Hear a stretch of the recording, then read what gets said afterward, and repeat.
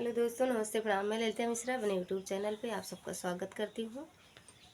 आप सबको एक चुटकुला कहा हुआ नाच के सुनाऊंगी। अच्छा लगे तो कमेंट में ज़रूर बताना, भरपूर सपोर्ट करना। वीडियो को लाइक शेयर, चैनल को सब्सक्राइब कर दिया करो आप सब।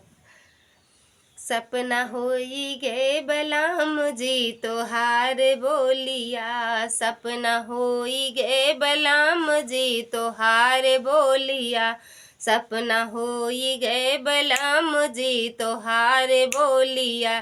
सोने की थाली में जेवना परोसे, सोने की थाली में जेवना परोसे, जेवनौन जेवे चलावे गोलिया, सपना होई गे बलाम जी तोहार बोलिया, सपना होई गे बलाम जी तोहार बोलिया।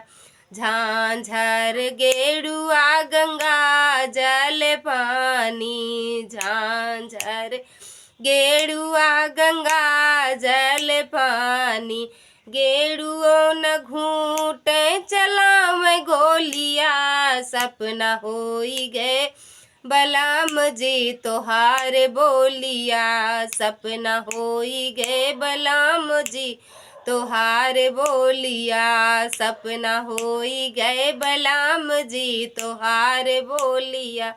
चंपा चमेली के से जिया लगायो, चंपा चमेलिया के से जिया लगायो, से जियो न सूते चलावे गोलिया, सपना होई गे बलाम जी तोहार बोलिया, सपना होई गे बलाम जी तोहार बोलिया, सपना होई गए बलाम जी तोहार बोलिया।